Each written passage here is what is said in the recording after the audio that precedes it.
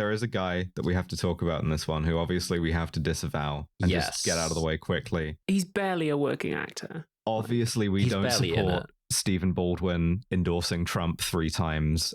Did he? I didn't know that. Yeah, he's a big MAGA guy. He himself is in the religion season of his own life and is now doing a lot of like evangelical pictures. So obviously we distance ourselves from that. We also need to distance ourselves. This could be the cold open. We also obviously need to distance ourselves from Kevin Spacey.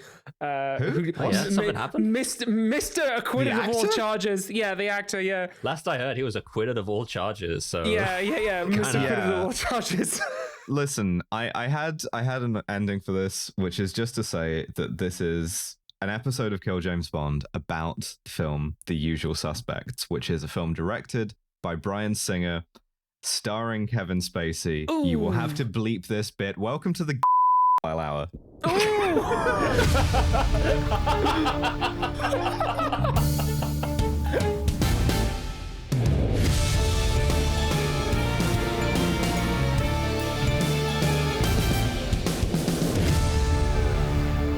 We will most certainly have to bleep that, not least of all because Kevin Spacey is a man for whom, let's put this in as vague a terms as possible. A lot of people have said shit and then died. That is true. So that is true. I'm not super interested in saying shit. If only I had a drop from this movie about Kevin Spacey's character in which someone says of him, I'm telling you, the sky is protected from up on high by the Prince of Darkness. Take my word for it. But, you know, hypothetically.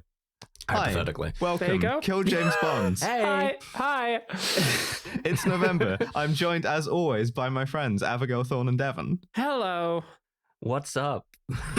No opinions at all about the work of that actor. No thoughts, head empty. I haven't heard anything about Bryan Singer in my life. So, with that in mind... I genuinely have not. I didn't know that. I did, yeah. Throws some interesting parties. So we're doing The Usual Suspects because Kevin Pollak is in this movie, and Kevin Pollak was in End of Days wearing the exact same fit and looking like a Zempic Silent Bob. And I was like, oh yeah, The Usual Suspects. That's a heist movie. Gabriel Byrne. Gabriel Byrne is it? It's perfect. It makes sense. There's a heist, kind of. There's crimes being done. It makes sense for us to Allegedly. do it. Allegedly. Yeah.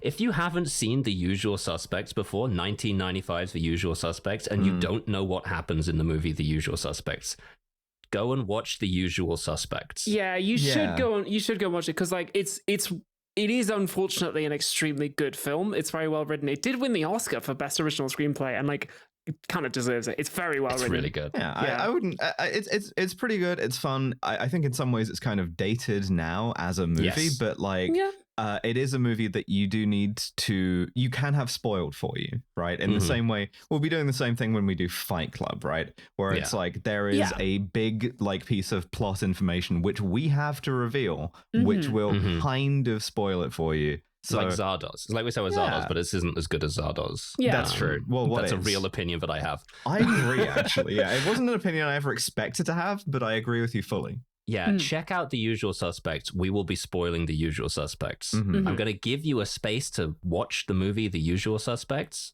Okay, now welcome back. Oh, it's giving me like language learning tape, like exam vibes. Welcome back. It's so good to have you. We're now going to spoil the movie The Usual Suspects. Flip the podcast over to side B. Put it on as you're like on the plane asleep so that you can learn about The Usual Suspects. Yeah. You learn unconsciously about The Usual Suspects and then you wake up and you go, oh, it was Kevin Spacey the whole time. Oh, okay. Does that work? I feel like they stopped doing that.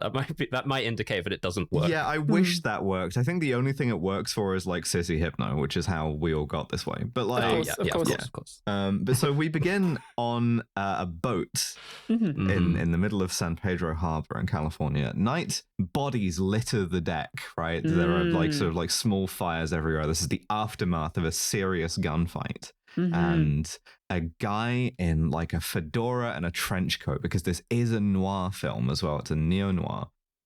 Like stalks past the bodies to encounter Gabriel Byrne, from End of Days. That's Satan. Yeah. Yeah, he's dying. He's been shot. Yes. And he calls this shadowy figure Kaiser, and Kaiser holds his gun sideways and executes Gabriel Byrne. The holding the gun sideways is an important detail. Just how you know it's cool. Mm-hmm. He then drops a cigarette, ignites a trail of gasoline, and blows up the boat. Yes. And we see the whole boat go up. The boat, which is called the tanager, which I just like because it's a good word. It's a type of bird, I think. Nice. And then we get some narration that's like, well, here's how it all started, which is another film noir staple as well. Mm-hmm. Mm-hmm. And it's being delivered by Kevin Spacey. Yes. Shot in a very sinister way with light coming up underneath. Kevin Spacey talking to the police. Cops. Mm-hmm. Yeah. Yeah. And he says 6 weeks ago in New York, a bunch of us all get arrested. One of them is Kevin Pollak. One is Benicio del Toro, who gets picked up on the street. An alarmingly young Benicio del Toro. Not the youngest Benicio del Toro we've ever seen, but very young nonetheless. That's, of course, in License to Kill is the youngest. Gabriel Byrne as well, and Stephen Baldwin. Stephen Baldwin, yeah. Well, I'll back up a bit, because the reason why they're all getting arrested is because this truck full of gun parts has been robbed in New York, and someone has heard a voice, and that's enough for the cops to put it all together and arrest who they think are the guys. Yeah. The usual suspects of the title. Exactly. Yeah.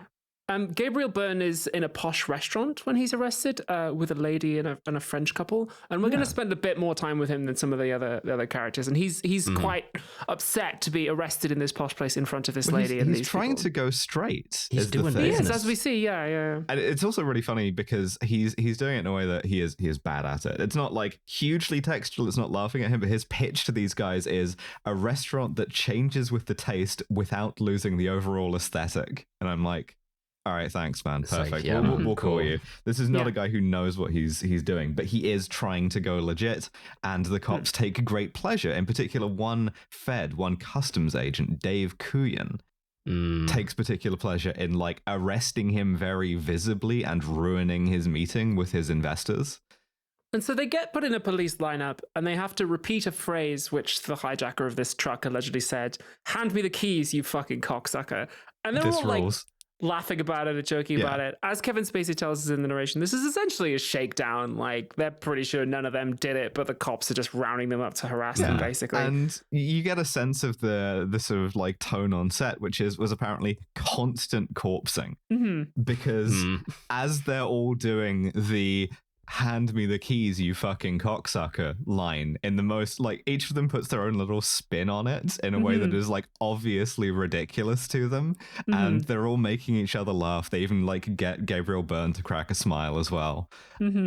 Kevin Spacey's last, and he does this really like kind of louche, like, "hand me the keys, you fucking cocksucker." And it's just like it's really good. You get a sense that like all of these guys know each other, or are like in the same there's a criminal fraternity, right? And this movie really likes bad guys. It really likes criminals, and it really likes the kind of relationships between them in a way that I think is really good. It's just really efficient, like setting up all of these different personalities. Like they basically do it in one line. And so the cops they're very mean. As they're shaking down these guys, they do homophobically abuse and assault Gabriel Byrne. They do beat him. Yeah. And then they're all held in a cell together. And at this point we realize, the cops have kind of inadvertently assembled a crew. Yeah. They just did the whole assembling the team montage for them. Yeah. McManus, Stephen Baldwin, is the one who goes, all right, well, if we're all going to get our time wasted here, we should get something out of this. Yeah. I have an idea. Yeah, if we network, then this getting arrested is a business expense. He's also really hot in this movie. I'm sorry, I don't like the fact that I'm sort of like attraction to men is like creeping into the movie. But yeah, he's wearing the turtleneck and like it just did nothing for me. Dog shit haircut. It's the like husky voice as well. It's like yeah, I wasn't a huge fan of him in this, but I understand. I was more attracted to Gabriel Byrne. Well, Gabriel Byrne's there in his suit. A really good image of him in the like white suit, brown shoes, no shoelaces because he's in jail. The brogue's just kind of flying open. But he wants nothing to do with this, right? Because he has gone straight. And McManus in particular does not believe it because Dean Keaton is a criminal of some repute. He is known to all of them. And he's like, gone straight. Say it ain't so. Yeah. And also in particular, so he's dating a big lawyer now. And he's like sleeping, and they're like, "Oh yeah, nice play, nice move. You're kind of conning her." And he's like, "No, I'm serious about this. I really am." Right? He gets really heated when it's implied that he's conning his beautiful hot lawyer wife. It's true, but apart from that, he's also kind of emasculated by it because McManus again asks him if he is a lawyer's wife. There's a lot of gender in this movie. This movie says a lot about masculinity. You got to do crimes. The law is a woman. All of them are in on the idea of like doing some kind of job together, but they don't know Kevin Spacey. Yeah, like who's this guy? Only Byrne knows Kevin Spacey. And Kevin Spacey is playing a guy called Verbal Kint, who is just like sitting off to one side. They call me Verbal because I talk too much, is the joke, right? Yeah. And Verbal does not really fit in. He's like got this kind of goofy sense of dress. He looks like Kevin Spacey. He's alarmingly bald, and also he has like a palsy, right? So like one side of his body is sort of like partially paralyzed, and Spacey is like acting this. So like one leg like trails and like one arm is like weaker than the other. Yeah, his head's often angled a little bit as well. Yeah. He's got this brutal widow's peak, I gotta say. He's got one of the worst widow's peak I've ever seen in my entire life. But so Keaton knows him from having been in jail together, where he was in for fraud as well. So like all of these other guys are violent criminals specifically. But Verbal he's a con man, right? He's a trickster. Yeah. And like a small-time crook. There's this sense that he's not quite as serious as the rest. He kind of says when he's doing the lineup, like it gave me an excuse to act like I was notorious, which is fun. And back in the present day, we see, however, that Kevin Spacey is the only survivor of this big boat explosion thing, apart from presumably Kaiser, wherever that guy is, and one other person who's in a coma. Yes. Boo, what's up? It's Devon. Not the one you were just listening to, but a different one. From the future for that Devon, but the past for you. We don't ever do mid-roll ads, so I'm going to keep this under a minute. Number 1, we have a new shirt out. It's the Adverse Conditions Movie Club, the long-awaited Adverse Conditions Movie Club, featuring art by the wonderful Mika Kurtzman-Abrams. You can go to killjamesbond.com, go to the store page. It's a pre-order that is running until the end of the month, at which point we send it off to the printers, be shipped to the fulfillment center, and then go out to you. They should take about 4 weeks, but 5 could be likely. Second, we've been nominated for an award. It's the ITV bCreator Awards. You don't have to be in the UK to vote. The link is in the description, bcreator.co.uk/awards. Select that you're voting in the creator shortlist, scroll down to the category, podcast creator of the year, vote for us, move on with your life. In October, the winners of these awards are presented with them at a live award show, and you get to make a speech if you won, and we think it would be really fun to do that. So that's been my minute. I'll let you get back to the episode, but please give a little back, huh? Give a little back. We find this out because an FBI agent played by Giancarlo Esposito, also alarmingly young, goes to the scene. So Dave Kuyan, the customs agent who we saw earlier, flies out to LA to interview Verbal Kint. And when he does, the LAPD cop there is like, he's the one who tells him like, this guy is protected, right? He came in, the DA was going to charge him and like send him straight to jail after and he was in there for like 10 minutes and like came out like shaking, right? And then after that, scared. After that, the mayor called, the governor called, this guy is protected. And so the DA has made a deal with Verbal. He is getting charged with like a misdemeanor weapons violation for which he will post bail in 2 hours. And after that, he just walks and kind of know at that point you're never going to see him again, right? Yeah. I didn't recognize Giancarlo Esposito with hair in this. I was like, it's strange seeing him with a head of hair. Yeah, the little goatee. But so Kuyan is like, I want to interview him, right? Even though all of this he's stuff, got a statement. Like, he has a statement, but he's like, no, I want to get this interview in. There's nowhere to do it, and he's looking around his like office, which got all the like crime shit with like, I don't know, the red strings on the wall behind him, all the posters. He's like, well, just do it in here. Yeah. I got a listening device in the cigarette box. Because Kint won't go into an interrogation room because he's paranoid about being recorded, about having his voice recorded. And all of the testimony he's given to the DA, he got immunity for that. Like it's all inadmissible. You can't charge him with anything because of what he says.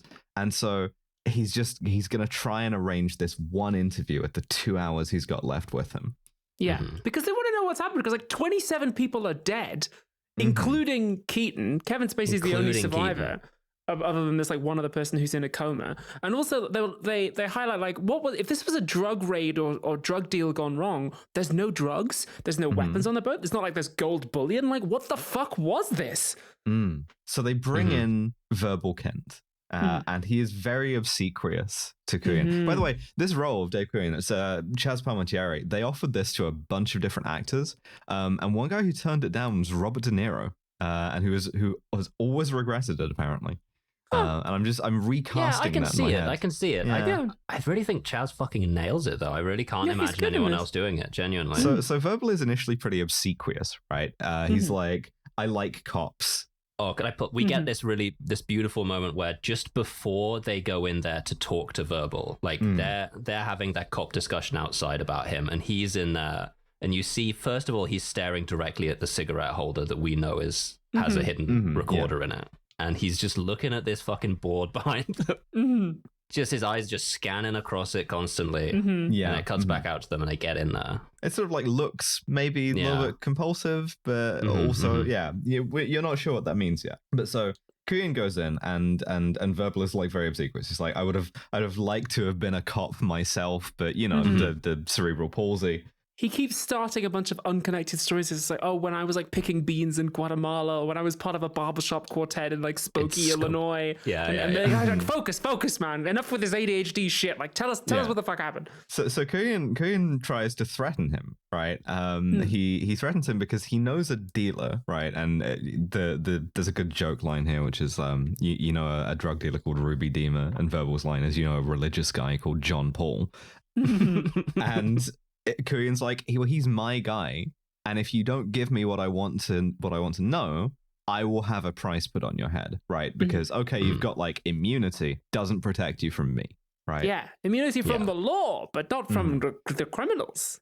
Yes, exactly. And specifically, he wants to know what happened, and it becomes increasingly clear pretty quickly. He's got a real thing about Keaton, in particular.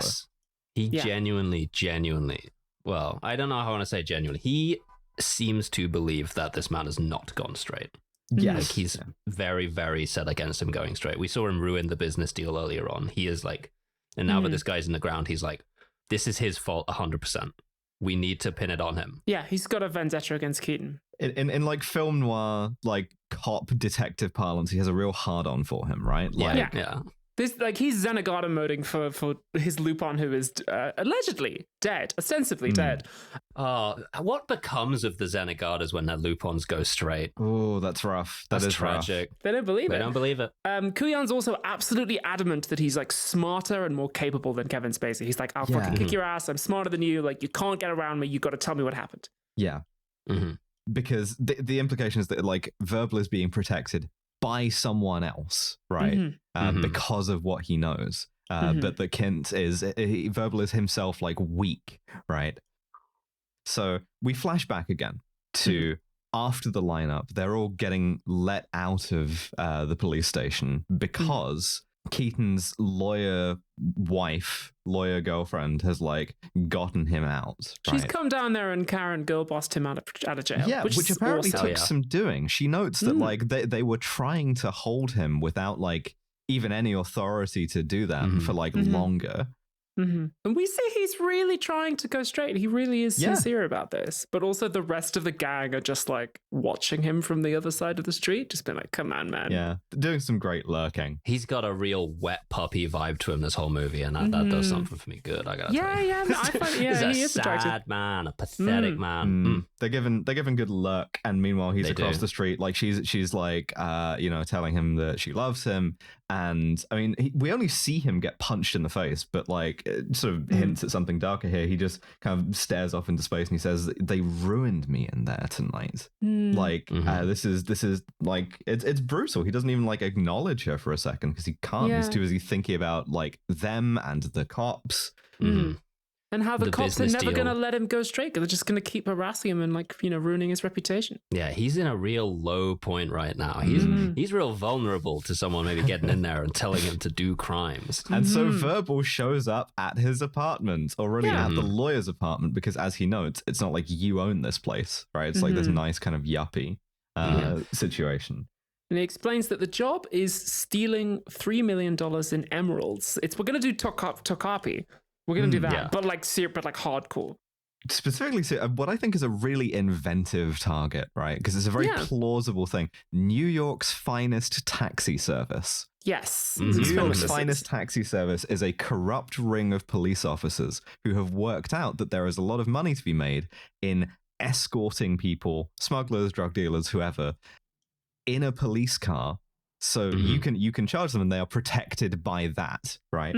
And they are going to rob that while they are carrying a smuggler who is like carrying a load of emeralds. Yeah. And in particular, Kevin Spacey tells like Keaton, I need you along on this because I need the money and they won't take me unless you come along. I need you, man. And he makes Gabriel Byrne like feel sorry for him because Byrne like hits him and then he's like, he's like really, he's like, I'm going to be shitting blood tonight. And like, he's got the limp and everything. He tactically gets himself beaten up. He uses exploit disability on himself, right? Because he pretty deliberately and kind of provocatively goes, oh yeah, you've got a good like scam running with this lawyer, having seen in the like jail cell that this is something that he's like sensitive about.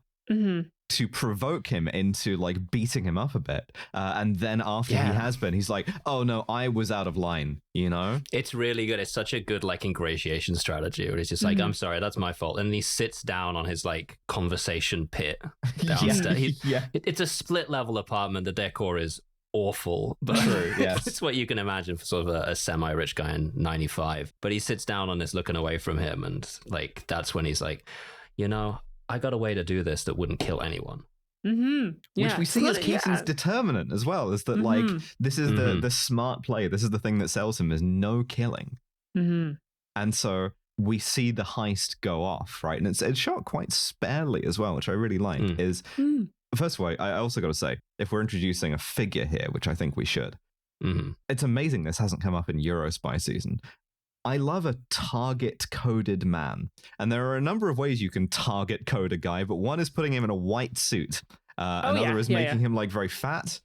Put him in like a hat, like a bow tie, something very prominent, like something like that. I think it's in The Untouchables does this really as well, good. Right? Yeah. Fuck, they do it with a bunch of the guys that get killed in Wanted as well. Yep. We'll have a like target coding. Yeah. No, he's like wearing a jacket with the crosshairs on the back. If you're like a sort of a larger man, you're walking around in a white suit in public, you're basically fucked. It's over for you. Yeah, it's fucking over for you. It's like, oh, look at this fancy Augustus Gloop boy. Yeah, I remember the seminal piece of filmmaking that changed my life, the trailer for that one Hitman game where the guy has to like flee from his own assassination. So yeah, this is our smuggler. And we see him get into the police, the NYPD squad car, right? And pay them this huge sum of money in cash to take him to Staten Island. And they are being followed by like a van with the guys in it. And we get some more narration that tells us that internal affairs got very, very close to the taxi service, right? They almost like sort of like busted them. And when they did, they went quiet. They came back for this one last job. And, you know, IA is still hoping to catch these cops in the act of doing this. Right. And then we pull the heist, which is beautiful, actually. This is a fucking great heist. Heist season, this heist par excellence. It's really one of the classic, like, we park a van in front of you. We bring up a van behind you. There are vans to your left and right. You're in Van City now, motherfucker. Give me all of your money. Yeah, every single van window has a guy with a shotgun pointed at you, and all of them are yelling incomprehensibly. They're all wearing stockings over their heads. Yeah, one of them gets out and is stood on top of your car, just kind of jumping up and down. You're giving the money over. You're handing Smashing it over the windscreen, quick. The money and the emeralds. Yeah, well, they get And the the emeralds first, and the cops are kind of like holding out on them a bit. And then they sort of like yell at them enough to like make them give up the money. And one of the cops goes, "Do you know who the fuck I am?" And one of them reaches in, rips his badge off, and is like, "We do now." Sick. Really fucking good. Fantastic heist. Kevin Spacey tells us in the narration that 50 cops went down, and as he says, everybody got it right in the ass. This is a very homophobic movie. It's also a very gay movie. The number of references to cocksucking or like getting it in the ass, remarkably high. And this is not a Tarantino movie. It doesn't sort of like relish in it exactly. It's just like this thinks that it's the kind of like masculinity that it's trafficking in, right? My belief is this is it's just how people spoke in the 90s. That it might was be all true. about cocks.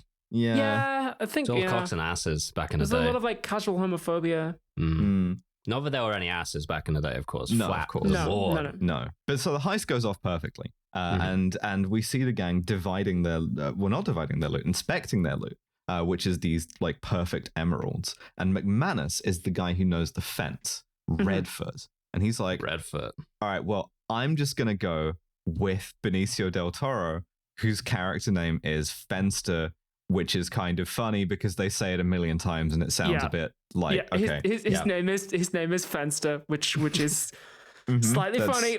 That's kind of funny. It's slightly funny. It's a little bit funny, particularly when his pitch is to go to California with the emeralds, leaving them behind. And Kevin Pollak is like, because they're in New York. Yeah, it's such a crazy pitch to be like, all right, well, give me all the emeralds and I'll go to California. I'll be right back. Yeah, I'll go to California where the fence is. And everyone's like, what? Yeah, and as Kevin Pollak says, my fucking problem, man, is that you and Fenster are off honeymooning in California while the rest of us are sitting here holding our dicks.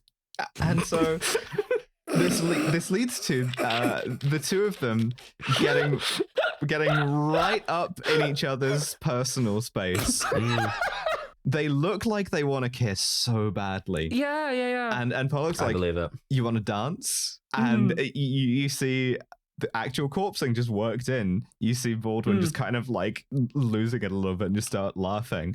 And it's just like, this is so homoerotic. It's right? really, really homoerotic. And I know we have a vested interest in kind of reading that into everything we see, but in this case, it's right there. No, these guys were exploring each other's bodies. Like, I'm sorry. Yeah. There's no way they weren't.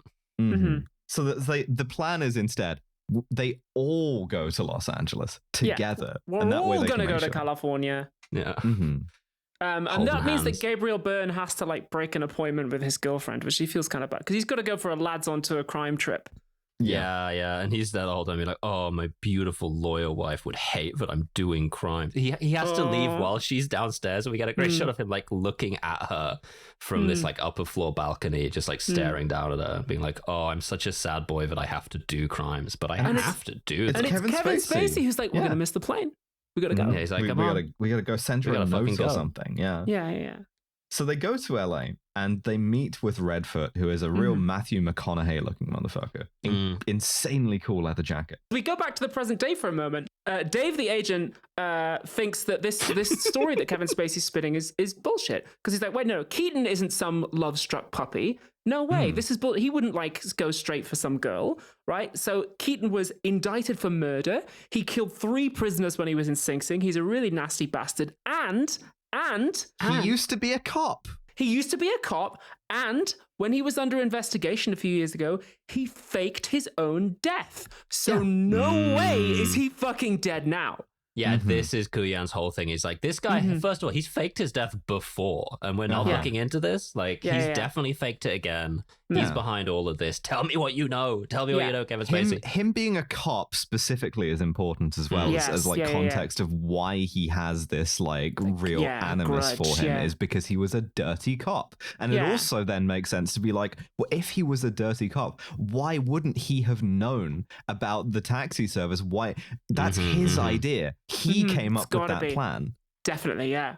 And meanwhile, the guy who was on the boat has woken up, and he's a Hungarian guy, so they're speaking through a translator. He's looking real like season 1, episode 8 of Chernobyl here. He's looking bad. They really gin up the scares on this guy too. Like Esposito, he's called Jack Bear, I believe the character, goes in there, and when he sees him, he's like, holy shit, post security everywhere. This guy's like, I don't know, he's the dangerous. Hungarian Ripper or whatever. Yeah. And he manages to tell them through an interpreter, he's like, Kaiser Soze. He gets this name out, Kaiser Soze. He hears the name, and that's when he calls for the interpreter, right? Yeah.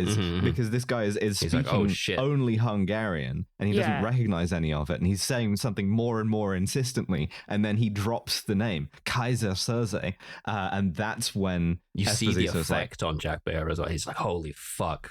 And he calls Kaiser Soze. Specifically, he calls Dave Kuyan as well, because we know that he's like interested in this as well, right? Yeah, not only that, but this guy, this Hungarian guy on the boat, saw Kaiser Soze's face.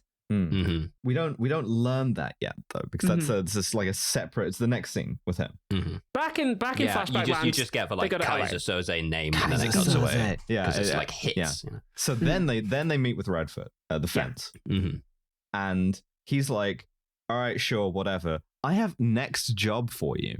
Yeah. Which is and McManus is already into this, right? Yeah. He's always looking for work. And the next job is there's this jeweler from Texas who comes to town. He does appraisals for people. He's always carrying a lot of cash. He's always carrying a lot of jewels. He's got 2 bodyguards, which is nothing you can't handle. If you rob him, I'll take the jewels. You keep the cash. Nice and simple. That's double money. And Gabriel Byrne doesn't want to do it. Yeah, Keaton doesn't want to do it. One job. He said one job. Yeah. I don't want to do interstate crime now, but and this is something that McManus kind of laughs off, this idea of one job. And as Verbal tells us in the narration, he does a kind of crime determinism that was very popular at the time of like, listen, you can't change who you are. There's no going straight. Doing crimes. Right? No, exactly. Ever. The line is, a man can't change who he is. He can convince anyone else, but not himself, which is a real thing I want to anchor in here about the kind of masculinity this movie is presenting, is that it is fundamentally immutable. Right? Yes. It's like immutable. Definitely. It's deterministic. Part of being a man is to be locked on a kind of course, right, that you know is going to lead to your certain doom.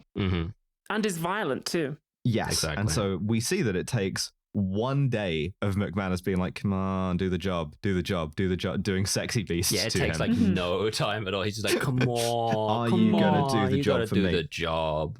And he's like, all right, I'm doing a fucking job. Which this second heist they do in like a parking garage. And the guy's walking to his car with his 2 big wrestler-looking bodyguards. Yeah. They all ambush him, but not before the guy is able to get in his car. So they're holding the 2 bodyguards at gunpoint, and it's Keaton's job to like break the window of the car and get the like attaché case full of jewels and money away from the guy. And by the way, Keaton is at this point wearing a stupid gay little Batman mask, which is funny. Yeah, but he's got him at gunpoint, and he does he's got some verbs here. His verbs are yell and yell louder. Yeah. And once the guy realizes that he's exhausted his verbs, he's kind of like, this guy's woke. Doesn't shoot it. He's not going to do it. He's woke. He's woke. He doesn't want to. He doesn't want to kill a guy for a robbery. And the jeweler pulls a fucking gun. Yeah, the dude clocks it. It's like, oh well, I'm so willing to kill you, brother. I'm 100% ready to do that. I got the verb kill right here. Yeah, I'm doing it. And so the bodyguards take this as the cue to start like wrestling the other 2. McManus is like trying to kind of like get a shot off on both of them. And ultimately does some cowboy shit.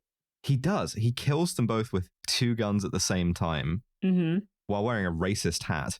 It takes him some build up to pull this off, though. I gotta tell you, he's like standing there pointing at them for quite some time before he does nail the double shot. Which fucks. The jeweler is killed by Kevin Spacey, by Verbal Kent. With a perfect fucking headshot. Verbal Kent just shoots him through the head. Curious. Notable, absolutely some would say. No remorse, no like, oh my God, I can't believe I did that. Just bang, done. Absolutely. Like Keaton's still hesitating even after the 2 bodyguards have gotten shot, which is that we're a long way here from Heat's like as soon as they knew they were going in for like murder 1, why leave a living witness, right? Like he's already down to leave a living witness, and it's Verbal Kent who has to take that away from him. Kujan does not fucking buy this for a second. He's like, no, this is a fucking stone cold killer. There is no way he would fucking hesitate like this. It's like, lying to be killed verbal. Him? Yeah, you are protecting him because he's protecting you, right? Yeah, exactly. Like, he's like, you are clearly doing this for him. Keaton is still alive. You are telling me a story to make him look good because he's protecting you. Bullshit. I don't believe it. So they get away with the case. And also, the case, I would be remiss if I didn't say they use a split diopter in this shot. And when I see a split diopter, I go, split diopter. Oh, split diopter. Yeah, that is sick. What's a split diopter? Am I going to regret? Are you going to tell me about cameras? Yeah. Yes. They make films using cameras. I'm sick of people telling me about cameras. You're standing in front of the fucking thing. There's got to be people behind it who know how it works. I don't want to hear any more about cameras. It's like a half lens right on the very front of it that like changes the level of focus, so you can have one person in focus up front and one person in focus further away. They use it a lot in things like Come and See and things like that. Hitchcock movies and stuff as well. Oh, that is pretty cool. But they use it in this to keep fucking Kuyan and his other homie in shot at the same time. Yeah. And it's that good. is pretty and cool. I stand up and I point and I go, nice. Split diopter. But and my wife says, shut up. So they take the case, and it's not full of jewels or money. It's full of heroin. Yeah, heroin. That's not fucking jewels, it's pal. full of H. No, what you've done is you've changed the deal. So they got to go back to the fence and be like, "What the fuck is this?" And he's like, "L." Yeah. First of all, you fucked up, so I don't know why this is my problem. All of a sudden, sucks to suck. I'm gonna kill you. Yeah. Who fucking introduces Kobayashi? Well, it's all very tense. Verbal does, because Kuyan is like, I don't believe this shit at all. You got to give me something else. He tries leaning on Verbal again, and Verbal eventually he cracks, and he's like, it was the lawyer. What lawyer? So they go back to Redfoot, and Redfoot is Kobayashi. like, I got this job. He says, I was given this job from some British lawyer who's a middleman for a big shot crime lord. I don't know who it is. But anyway, you guys are in luck because Mr. Big Shot, whoever it is, wants to meet you. Yes. And so McManus threatens him on the way out. He's like, if this doesn't pan out, I'm coming back to kill you. And so Redfoot, the actor here is meant to like flick a cigarette into McManus's chest. And what he does instead, by accident, is nail him in the face. And they kept that take. Yeah, fucking rocks him right in the nose. Ding. So good. It's really good, actually. Yeah. But so they keep that in, they go back to their location. And they try and work out what this means, and are interrupted by guy we love to see. Guy we love to see. Not so much in brownface, but like which he is in this movie. Yes, but he like, is. Yes, in general, guy we love to see. I just don't see why he is either. It doesn't make any sense. Yeah. Well, Sorry, what is his name before we get into? His name is Pete Postlethwaite, one of the best British actors ever to live. Phenomenal. Yes, phenomenal actor. Yeah. He's here in brownface and he's doing an accent. He's South doing Asian something. generally. Yeah. He's got the like kurta kind of like collared shirt as well. Yes. Conceivably could have grown up in like colonial India potentially. Like he's an old man in the 90s. There's a few interpretations of this because the accent is a little bit Indian, a little bit Irish, and a little bit of Pete Postlethwaite's own Yorkshire accent. And so there's a few explanations of this, one of which is that this is Pete Postlethwaite trying to do an Indian accent and just like not doing a very good job. The other is that this guy just has like a weird made up accent because he's a weird made up guy. And like, because this guy might not be fucking real, because this is a story we're being told by a potentially unreliable narrator. It's fun revisionism, right? Because there are two weird accents in this movie, right? The other one is, we haven't talked about, alarmingly young Benicio del Toro delivers all of his lines like this. So who in a goddamn pitch hell stole that fucking truck? What did you say? So... Yeah, no, it's exactly the fuck like that, the entire movie. I don't know what the fuck is happening there. I know what the fuck is happening there, and I will tell you about it in a second. But so Wonderful. This lawyer, Kobayashi, Mr. Kobayashi, he presents himself as working for Kaiser Soze. This big, scary crime lord, right? Yes. Yeah. All of these guys have in some way wronged Kaiser Soze without even knowing it, because he has people everywhere. Like, they're just doing perfectly ordinary crimes, and you con the wrong person. Does that person know they work for Kaiser Soze? Of course not, because, as he says, Mr. Soze rarely works with the same people for very long, and they never know who they're working for. One cannot be betrayed if one has no people. Sick. Yeah, again, cool so many lines in this movie where I just go, God, that's sick. That rules. Yeah. But so there's also a particular detail where they're like, "Oh, you, Kevin Pollak, you wronged Kaiser Soze when you robbed that truck full of gun parts." And then they all turn to him like, "What the fuck?" And he just goes, "Yeah." He literally just like puts his hands out like, "Hey, yeah, gotta rob someone." It's really good. Yeah. So yeah, I've been listing up. Kaiser Soze's been pulling the strings all along. He's the one who had you brought in at the start of the movie. You all stole from him. You all owe him. The only person who doesn't know who Kaiser Soze is Kevin Spacey, and they have to explain it to him. Kevin Spacey goes, "Who's Kaiser Soze?" That's why the cops were trying to hold Keaton for longer, is so that Kobayashi could speak to them. But the lawyer got him out in time, so that he couldn't, and so they've had to play it this way. There's a moment here I really like where Kevin Pollak loses his temper and he pulls a gun on Pete Postlethwaite and he holds the gun sideways, and the movie shows us that really prominently. It's really cool.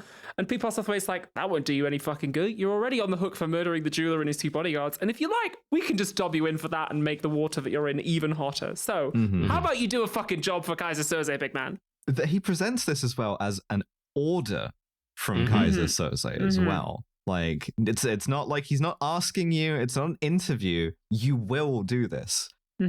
And he leaves them with a sort of a parting gift, which is a briefcase. And we see them open this on a pool table with the very firm conviction that it's just going to explode, right? Like, the exhale as it doesn't is really good.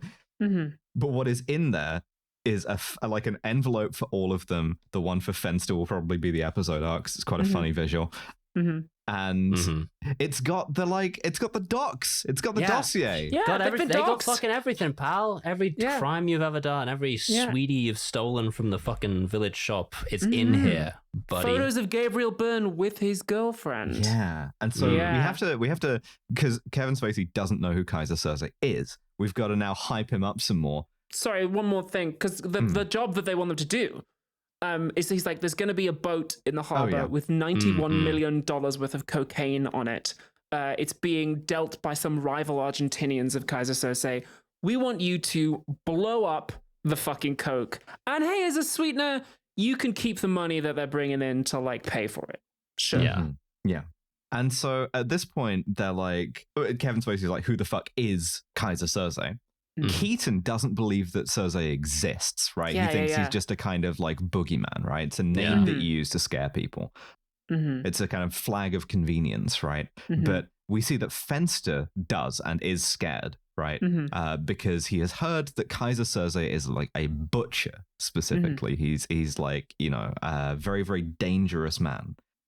Back in the present day, Kevin Spacey like talks up Kaiser Soze's legend too. He's just like, oh, apparently he's like a Turkish criminal whose enemies like raped his wife, and then he didn't blink, and then they were holding his wife and kids at gunpoint to intimidate him, and he shot his wife and kids himself because and he like left one guy alive, and he's got 2 dicks, and he's 9 feet tall, and he shoots lasers from an eye on his forehead, like he's the biggest guy ever. This guy, he's a fucking like story that criminals tell their children, go to bed on time or Kaiser Soze is gonna get you. This guy, a bunch of Hungarians took his wife and kids hostage, and rather than like let them kill him, kill them, he just killed his wife and kids instead, and just like, fuck you, what are you gonna do now, motherfucker? Interesting role for women in this movie. Also, he's shot entirely from like behind. He's got this like long hair. He looks a bit long hair, muscular. Looks a bit like Zach from Auntie Donna, or that one guy from What We Do in the Shadows. Like, definitely,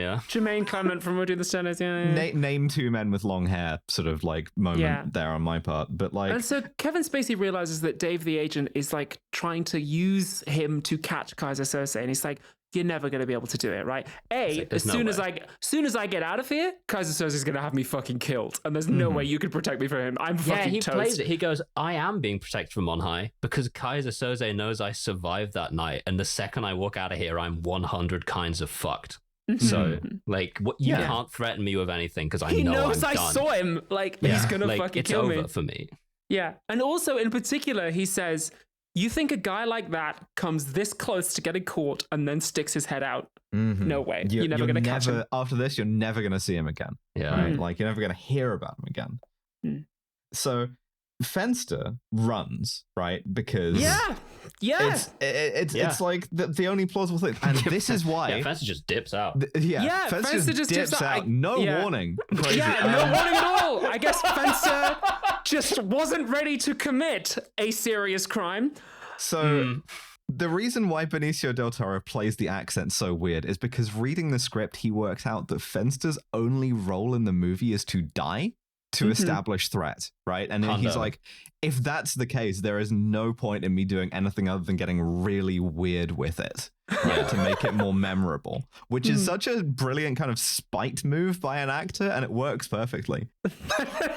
Is that genuinely what he did? That is true. That is true. Really, so really funny. funny. I'm gonna make sure that this is a star making role, even though I'm just here to get killed. That rules. Yeah, exactly. I don't want to just blend in. And so, of course, Kobayashi is like, hey, that was weird how Fenster just like dipped instantly. By the way, you should go to these coordinates or whatever, where they find that he has been killed horribly, of course. Right. It's a little harsh, but yeah. McManus is the one who is devastated and is like, we have to like dig a beach grave with he's our just hands. like lying dead on the beach, and McManus just drops to his knees and starts digging. Like, that's a sandcastle, it doesn't dude. make sense what he's doing, but he's just that affected by it. Like, he ends up kind of like by force of will, like bullying all of the others into helping make this kind of like. I mean, the disappearance of Fenster evidently like affected him in a big way, but not thinking straight. Sure. Fair enough.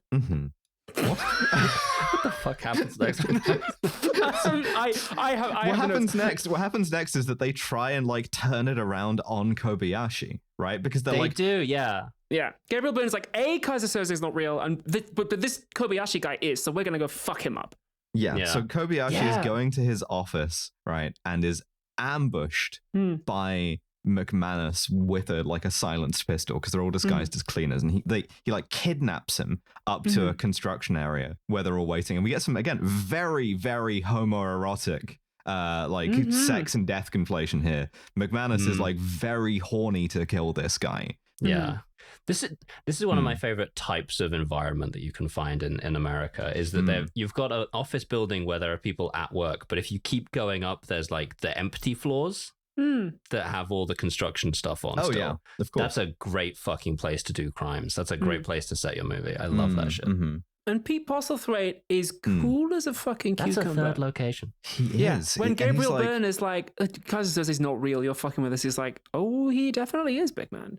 Maybe you should go downstairs to my office and you can ask your girlfriend whether Kaiser Soze is real, because your lawyer girlfriend's in my office right now. And they go, bullshit, you're lying. And he just goes, am I? Yeah, Keaton's like, okay. And there's no further audio. There's no dialogue at all. It just cuts to them walking him to his office to check. Like, they've all gone with him. He threatens all of their other lying. loved ones as well. He just has the like kind of nearest loved one to them, like top of mind. So he's like, the fucking dome, McManus. I assume he's got like a nephew in Utah who I'm gonna like castrate, which is, I think, the only way to get gender affirming surgery in Utah at this point. It's like, you've got a fucking uncle in New Mexico? That's crazy. We've got guys posted up outside your loved ones' houses all over the fucking country right now. So I think you will be destroying that cocaine. I think you will be working for Kaiser Soze. And by the way, on your way out, could you please take care of the bodies of my two guys who left in the lift? Thanks very much. Ta-ta! And then he just goes into his office and continues his meeting. Yeah. Sigma. If someone threatens you with a gun, just walk away. Just hit the brake and just leave. Just leave.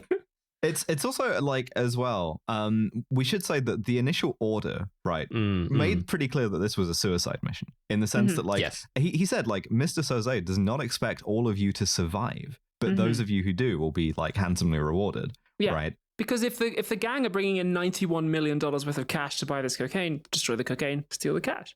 That's a lot of people that you've got to kill. Yeah. This is like a full GTA 4 like mission, even without the cars being on 9999 speed. You know, this is going to be really tough. And they scope out the boat. They scope out the boat and they're like, yeah, fuck, this is a suicide mission. We could go in before the other guys arrive with the cash and do it. Maybe we'd probably still be killed, but if we do it before the money arrives, we don't get any fucking money. This is the point at which I note that the sniper rifle in Saints Row is named after the character of McManus because of this bit. Because the way they finesse it, right, is they just put him on the roof. They send Keaton in to kind of short con people into a gunfight.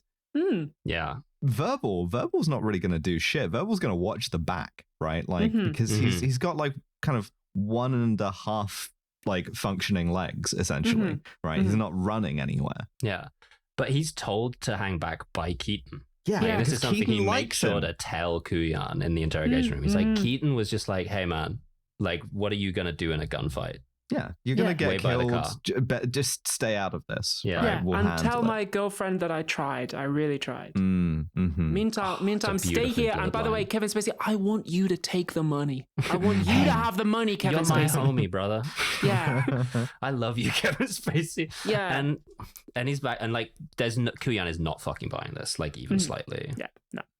Mm-hmm. Baldwin has a bunch of guys in his sights, and he says an interesting line at this point. I love this one, yeah. Because he's counting out the number of guys that he has to shoot, and then does some kind of like sniper humor, which it's nice to see that there's that kind of. I'm very weak for like office humor of like, oh, you know, it's like cardiologists be like this, and I'm clapping my hands like, oh, cool, amazing. But he's like citing up these 7 guys, and he's like, Oswald was a queer or whatever. He says Oswald was a fag. Yeah. Again, masculinity in this is like inherently homophobic and violent. But he's like, I could kill so many presidents if I could take them out. No worries. If I was up there, it would have turned out the same and worse. Getting combo kills on JFK. But so, do you remember JFK Reloaded, where you like shoot the driver and the whole limo just veers off and throws everybody out of it? That's the shit he would have been doing. But so, don't worry about it. That didn't happen. Are you sure? No, I'm referencing there was a video game that was like hugely controversial back in the day called JFK Reloaded, which was like the JFK assassination simulator. And one of the things you could do trick shots. You could shoot Jackie O's like hat off, or you could shoot the driver of JFK's limo, which in the finest physics of the 1990s would like spin the entire limo off into Dealey Plaza. Correct me if I'm wrong as well, but wasn't the whole point of this to demonstrate that the shot was impossible or something like that? They were like trying to see if anyone could recreate it. Yes, through the video game. So McManus perfectly recreates the JFK assassination. Yeah. As we know, official narrative believers, it happened exactly how they said. They attack the boats. We get a long gunfight here. I like Fenster's MP5. That's cool to me. Yeah, it does rock. Fenster's dead. Fenster gets killed. Fenster ran away and then died. Oh, not Fenster. Sorry, Hockney. I like Hockney's MP5. Yeah. That's Kevin Pollock, baby.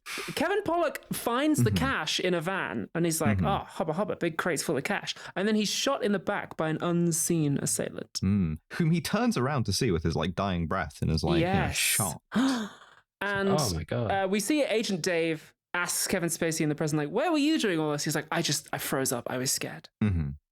Which plausible, right? Why wouldn't reasonable. you be scared? All these guys are getting killed.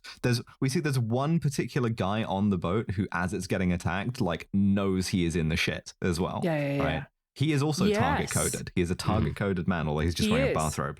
The cops in the present day have found this guy's body, which was shot twice in the head and then thrown clear from the boat by the explosion. It says this guy was being brought in. There was no cocaine on the boat. That was never true. Yeah. This guy was being brought in and bought by the Argentinian mob for $91 million because he's the only guy alive who knows who Kaiser Soze is and was going to testify against him with help from this lawyer and from Gabriel Byrne's girlfriend. So that's what this was. This wasn't a coke deal done wrong. This was a hit. This is being told to Dave Kuyan by Jack Bear, who has flown all the way in. After getting this information, it's like, the guy that you've got in there might be our only lead, because this guy knew about Kaiser Soze. He'd seen his face. This was a hit. And all of this is the perfect amount of information to convince Kuyan even further that Keaton is Soze. Yeah, absolutely. Because we see in flashback land that the lads search the boat and there's no cocaine on board to destroy. So like, fuck it, we bail. Gabriel Byrne's delivery of "there's no coke" is. By the way, in the course of killing this, in the course of explaining this, we do kill Keaton's girlfriend off screen. She's like, oh yeah, she turned up dead. By the way, Yeah, that's a shame. That's a real shame. And of course, that's how women are treated in this movie in general. Not people. The witness, the guy who was going to testify against Kaiser Soze, is killed by an unseen assailant. So like, oh fuck, and he calls him Kaiser. So like, Kaiser Soze is here on the scene, He's on the boat. And so now it's down to just Gabriel Byrne and Stephen Baldwin. But then Stephen Baldwin like staggers out of the door with a knife in his back. And so it's just Keaton, and then of course he is shot in the back from an in the back. And we see Kevin Spacey at the van full of cash, and we see him hide behind like a thing on the dock as Kaiser Soze kills Gabriel Byrne and then walks away. Kaiser Soze is on the boat while he's hiding back here. We see this guy in his top hat in his cool crimes outfit, which you have to have. You absolutely have to have. And a gold cigarette lighter. And Kuyan's like, why didn't you shoot him? And this is where Spacey gives us one of the lines of the movie here, which is, how do you shoot the devil in the back? Yeah. What if you miss? Yeah, he was like, I was scared. It's fucking Kaiser Soze. I was going to open fire on him. My arm do not work. What do you want me to do here? And so Verbal sees Kaiser Soze kill Keaton. And Kuyan's completely convinced. He's like, faked his death again. Easy. He's like, obviously, you saw this guy fake his death so that he could... Like he was sweet on you, man. He wanted to, not like gay, but like he liked you. You know, he wanted you to take the money. He might have been gay. I don't know. Hard to say. He was setting you up. He was setting you all up. It was Keaton all along. But more importantly, he was Kaiser Soze, right? He was putting you on this, like, so that you would tell me this to convince me that he isn't Kaiser Soze. I've seen through the fucking Matrix. I know he wanted you to be alive to tell me this, but I'm too fucking smart. He's Kaiser Soze, and you're lying to me, aren't you, Verbal? And he like bullies him into it, finally, like kind of tearfully breaking down and going, yeah, it was him. He did everything. He did everything. The emeralds, that too. It was all his idea. It was all he did. But he was my friend. There's no way he can be Kaiser Soze. I saw him die. I was like, no, you didn't. He lied to you. You faked it. He wouldn't have betrayed me like that. You got to cooperate, or he's gonna get you. And then it looks like, Kevin Spacey might be about to cooperate. And he's like, no, I'm not a rat. I'm gonna leave. I'm gonna post bail. I'm gonna take my chances. And he goes. He goes. They let him fucking walk out of there. And and so Kuyan's just kind of stewing in the office, and he's thinking. And he's thinking. At this point, the Hungarian guy has given a description of Kaiser Soze's face to the police sketch artist, and they get this faxed in.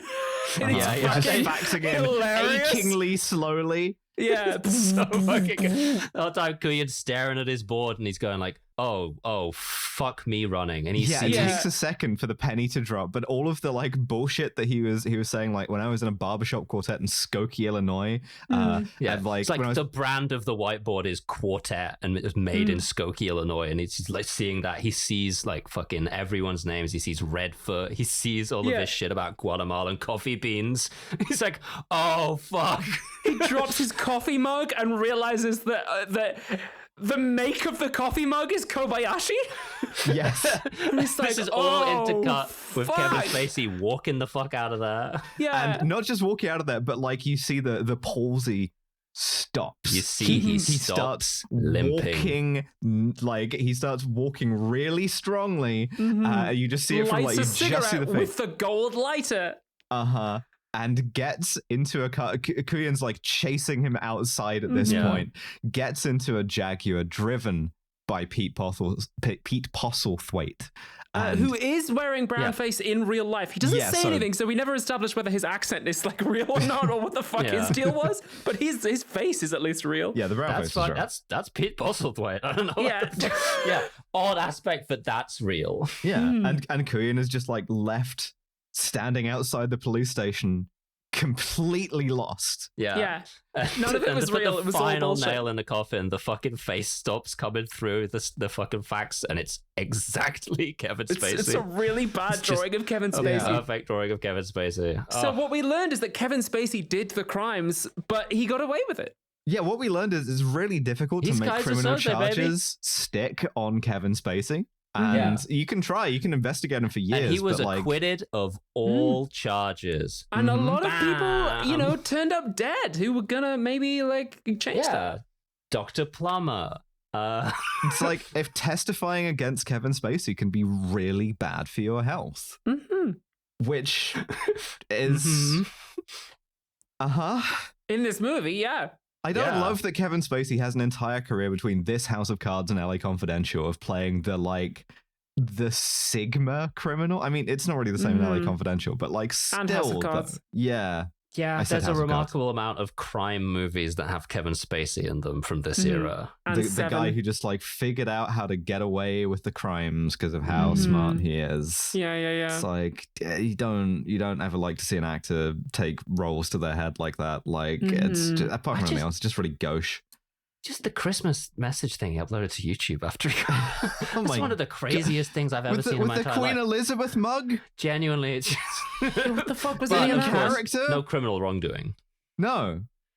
Just doing the accent, being like, they call me Mr. Acquitted of all charges. It's like, no criminal wrongdoing, fucked up vibes. Yeah, nobody wants to work with you because they think you're weird, but like, maybe we'll get a Kevin Spacey rehabilitation arc in a few years. Oh, he's trying. He was at Cannes, just on his own. Has he become Christian yet? Like, is that No, that's not the pivot he's doing. The pivot he's doing is he was in a biopic about Franjo Tuđman, the first prime minister of president of an independent Croatia, and he's doing the European film route. Yeah, right. He's done some like art stuff in France, and then he's also just showed up at Cannes just to be like, hey, Kevin Spacey here, not here with anyone or promoting anything, I'm just around.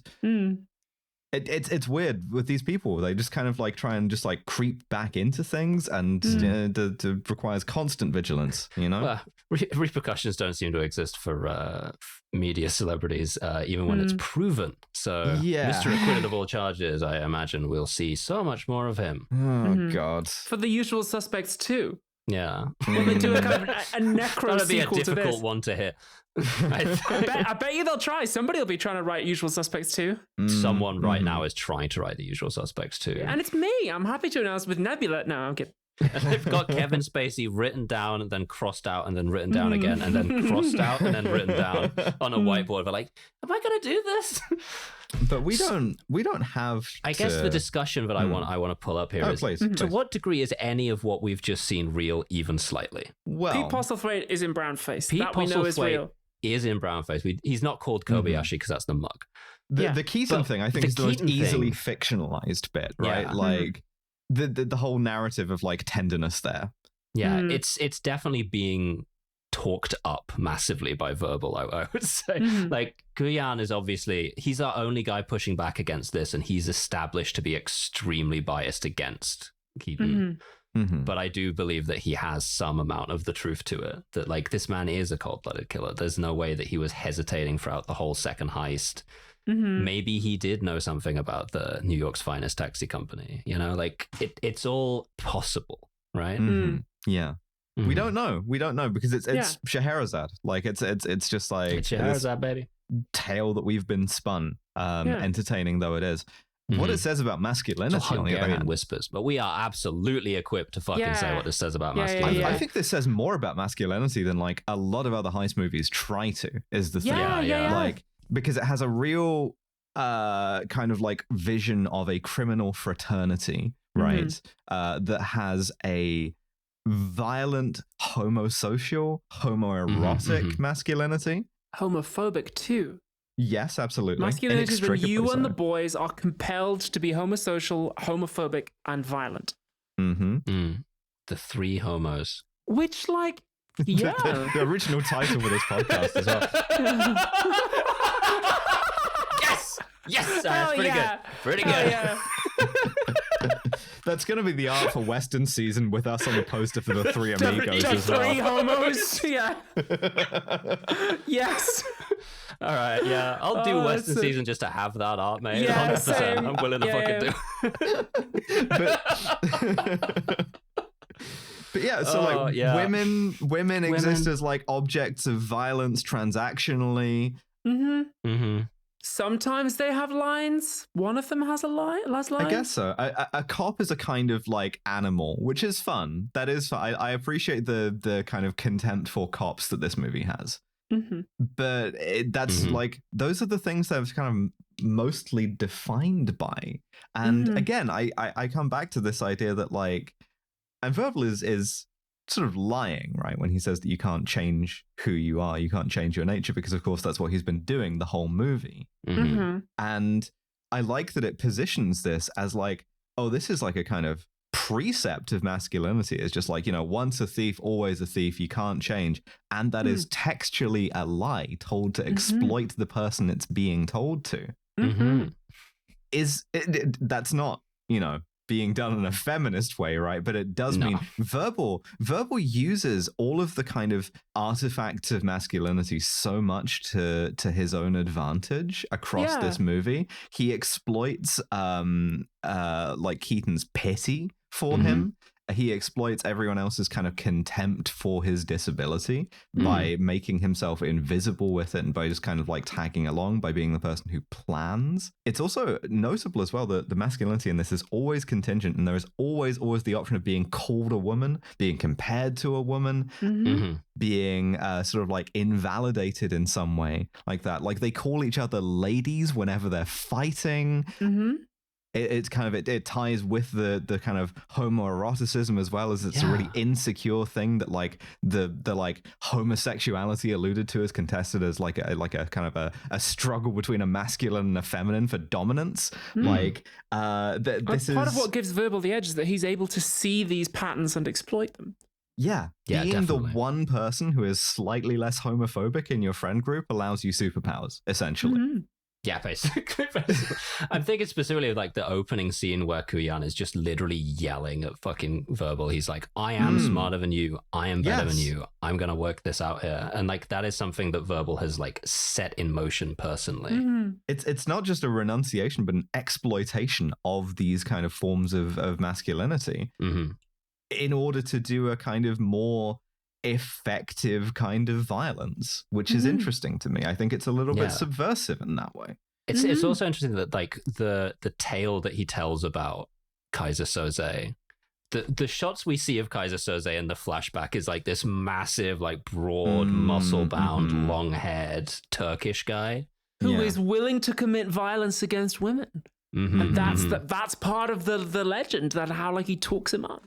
Yeah, exactly. He doesn't care about his family. In fact, he's willing to like sacrifice his own family for the chance to do more violence. Right? Kaiser Soze is a masculine archetype, and this like clearly excites Dave, the Dave the agent, because he's like, well, I'll prove myself by taking down this big tough guy, and therefore he's looking for a big tough masculine guy, not for the little guy in front of him. So what I mean to say is this movie is like, yes, it's very misogynistic, but in a surprisingly subversive way.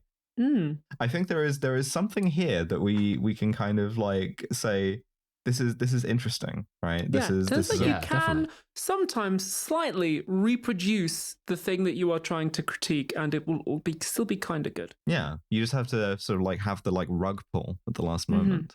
So, but we don't have to be subjective about these things, because we have a science-based system. It's called the SCUM system. It stands for SMARM: cultural insensitivity, unprovoked violence, and misogyny. How smarmy is the usual suspects? It's very pleased with itself, isn't it? It's high. It has to be high. It does delight in that reveal at the end.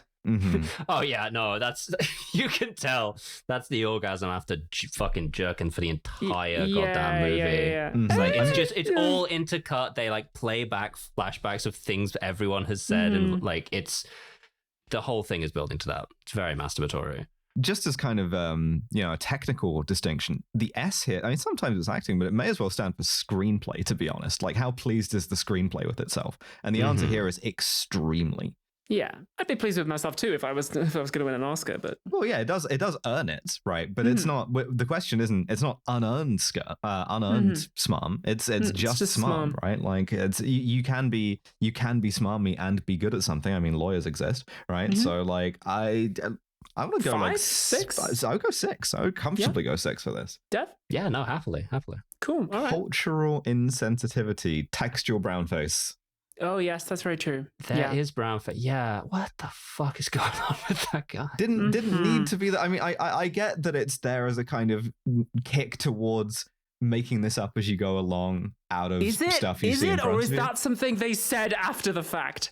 When they were like, when people were like, "Why'd you do that?" But it's not making it up as we go along because we see that guy's real. That's true. That is true. If Redfoot had been in brownface, which was something I was worried about hearing that his name was Redfoot, like I was worried that was something that was going to be happening. Yeah, that would have made much more sense because Redfoot is entirely fabricated. Kobayashi, just his name appears to be like I guess we know he works with Kaiser Soze in some way. We don't necessarily know that he's a lawyer, but he does all of this shit for him. Got an Indian homie named Kobayashi? Yeah, like I mean, for all we know, Kevin Spacey gets in the car at the end and he goes, "Holy shit, you're real!" Oh, they don't say anything to each other. I was like, "Oh fuck." I don't know. I don't understand Kobayashi. Kobayashi is the fucking key to this. When we get Kobayashi, it's really going to all fall into place. He's also like... Why does he sound like that? Yeah, off the top of my head, I don't think there are any people of color in this film at all. Am I wrong about that? I don't think I am. Esposito is in Giancarlo Esposito, of course, yeah. Yeah, very true. Although he's in it for like 2 scenes. Yeah. So that in itself is not great. This is a question that we may need to cut from the podcast. Is Benicio del Toro white? No. Long thread. No. Chaz Palminteri is Italian? Okay, right. Okay, so the movie, it's not the most diverse. It's not phenomenally diverse, boys. It does Benicio del Toro kind of wrong. It doesn't use Giancarlo Esposito nearly enough, but you know, they didn't know what they had. Yeah.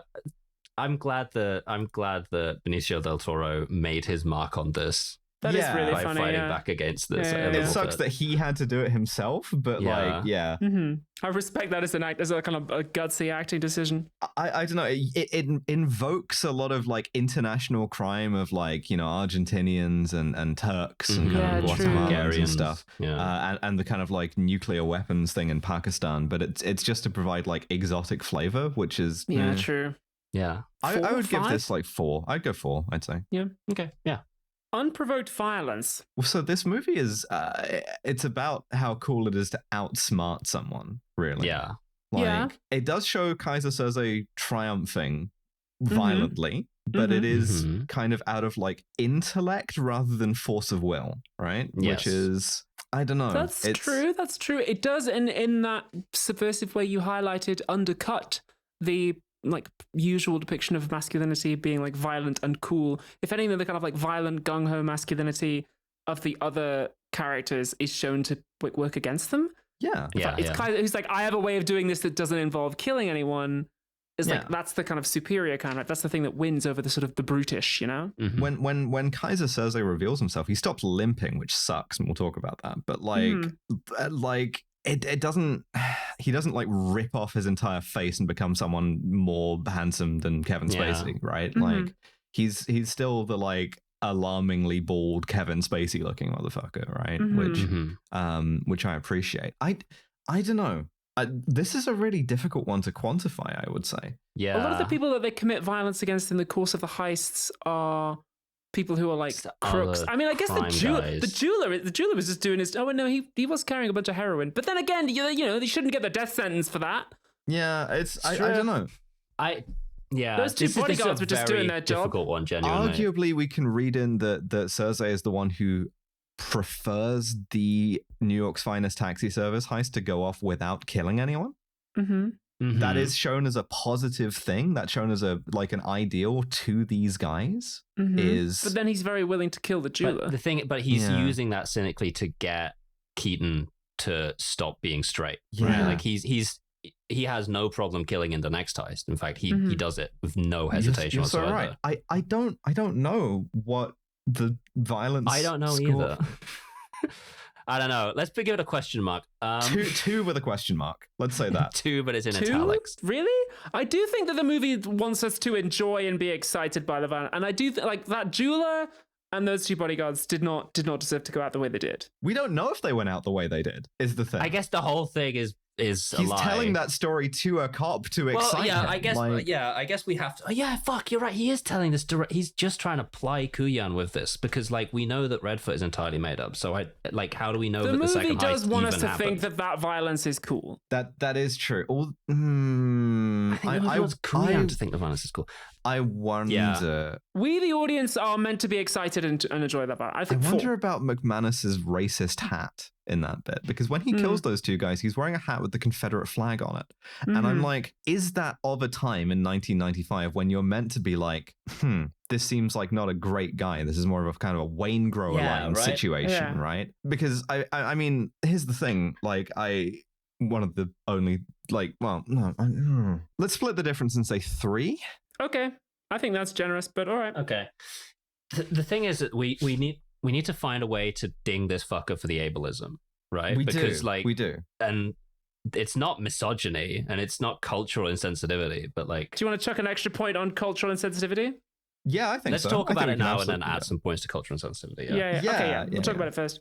Sure. So Kaiser Soze uses a disability or a performance of a disability in order to exploit others, in order to make himself appear weak, so that they will underestimate him or so that they will pity him, right? Which is portrayed as a failing on their part, but a failure of cunning, right? Rather than, because like Keaton empathizes with him. It's in a kind of a patronizing way, right? Which in itself, again, subversive. I kind of like that, but like it is something for which he is punished, right? And the kind of like textual closeness between Keaton and Soze, if we do read that as being real, then maybe that's something that's even like rewarded a little bit, to be like, you know, this is the one guy who is like nice to verbal. But at the same time, it is like we're showing that performance as being a smart but wicked thing to do, right? But wicked in a kind of cool way. Oh, he was pretending to be disabled to trick people.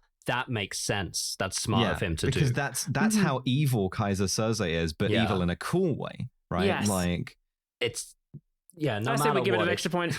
It's casting doubt on anyone who has a disability just from the offset, right? Like I say we give it an extra point for that. I agree, definitely at least but one, it's definitely it's hitting some of the same notes as the Prestige there as well. Yeah. Like we also usually put homophobia under cultural insensitivity. That's true. Cultural insensitivity is kind of our catch-all for. Yeah, in that case, we've got to bump it up to like 5, then, don't we? Like, we're already on 5 if we're including the ableism. So now let's talk about homophobia, of which there is a lot. I think the homophobia is subversive in the sense that all of these guys are meatheads who do get killed over it. And it's also meant to be kind of like relational in a way that makes you feel good about these guys. Like there are no gay people in this movie textually. No. It's like this is a bonding activity. This is a fun bonding activity between straight men that is fun and funny to watch, right? Which is homophobic, sure. So I mean, go with a 6 then, I guess. Yeah, I'm happy with that. Bump it up twice. All right, nice. Okay. Cool. Wow, that's a lot of movement within the scum system. Okay. And now misogyny. Yeah. Misogyny has also got to be high. Because I'm afraid so. By the same token as making a movie about like kind of homosocial men, you got to exclude all the women from it. And women are only kind of referenced in terms of like something a man can be as a form of weakness or as like kind of plot elements that can be threatened, crucially, or killed. Playing devil's advocate, it is legit to make a movie about dudes. You could do that. You can do that. It's possible and to do. And this movie is 100%. in a way about the dudes and questioning whether they rock. You know, not everything has to be about women. Master and Commander didn't have any women in it. That's true. That's true. That's true. There's a little bit. There was, you could sense women in the absence, I guess. But yeah, I'm not super happy with the way in which our lawyer character is disposed of off screen. I'm not phenomenally happy about the sort of the general sense that you can be in a straight relationship, but if your wife makes more money than you, that's kind of gay. That's like a sort of being gay. Yeah, for sure. Even if they are entirely fictional, which we're kind of led to believe that they are, Kaiser Soze's wife and daughter, right, existing as like objects of kind of sexual victimization in order to bolster his violent masculinity. Just in a slightly non-traditional way of like, well, this is a kind of like liability. This is a vulnerability to me, so I'm just going to kill them. That's misogynistic, obviously. So 5, 4. I'd go 5, I would say. Okay, yeah, I can see that. Sort of err on the side of higher rather than lower. That gives it a total score of 20. I think it's a complex 20. I agree. Approximately 4 top carpets. Yeah. Well, here's the thing: it might be a morally worse movie, or 1 Ocean's 11. It's a more interesting movie. I think that there's scope for some real like investigation of what this means here. So like if we've got like film students in the audience, like I don't know, just have a think. Yeah, it's a good movie. Our science-based system is so interesting. Your dad loves this. Yeah. And he's right. We can tell you that this movie is exactly as good as Johnny English. Yeah. Yeah, that tracks. That's exactly right. Yep. Yeah. Johnny Turkish, if you will. Yeah. Johnny Turkish. I said earlier on, I thought Zardos is better than this. And I really do. Is. Yeah. We never scummed Zardos because that was a bonus. We got through this whole bit without doing a Turkish prison joke as well. Which we did scum Zardos. We never did. Well, do we have any Kronsteins, any good nights to award here? Did anyone go above and beyond in the pursuit of villainy or goodness? I mean, Kaiser Soze, but like not massively. No, I don't think so. Maybe to Kobayashi. I don't know. I'm not rewarding Kobayashi for whatever the fuck he's doing. Yeah. I don't know what he's getting on with, but yeah. Could do it without my assent. I don't think so. I think we have the scum, and that's what it is. So yeah, bang it. In memoriam, Fenster. That's right. Aoyakwe Wale. That was The Usual Suspects. Our next bonus episode is going to be Religion Season. It's going to be my pick, and what I chose was another Coen Brothers movie, Hail Caesar. Hell yeah. Hell yeah. So, fuck yeah. Subscribe to the Patreon to listen to that, plus all of the other bonus episodes. And we hope to see you there. Thank you so much for listening. Bye. Bye.